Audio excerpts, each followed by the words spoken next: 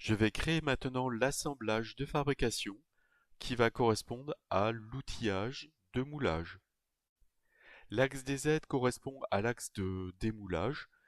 Donc ici, en décochant toutes les références et en laissant cocher uniquement les repères, en sélectionnant le repère que j'ai dans ma pièce, l'axe des Z est perpendiculaire à l'axe de la pièce, donc cela me convient.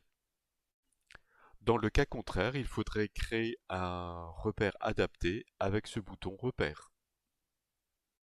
Avec le bouton nouveau, je choisis le bouton fabrication puis le bouton empreinte de moulage.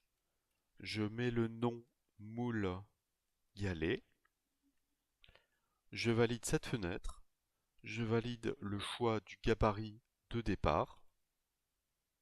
Je retrouve la direction de démoulage selon l'axe des Z. Avec le bouton référence, je choisis assembler un modèle de référence. Je choisis le fichier galet et je vais faire un placement avec les repères. Donc je choisis dans l'arborescence à gauche le repère de l'assemblage et le repère de la pièce. Et je valide le bandeau supérieur.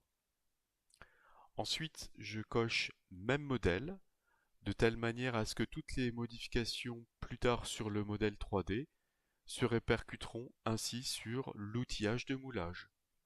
Je valide cette fenêtre et je conserve la précision du modèle 3D en validant cette fenêtre.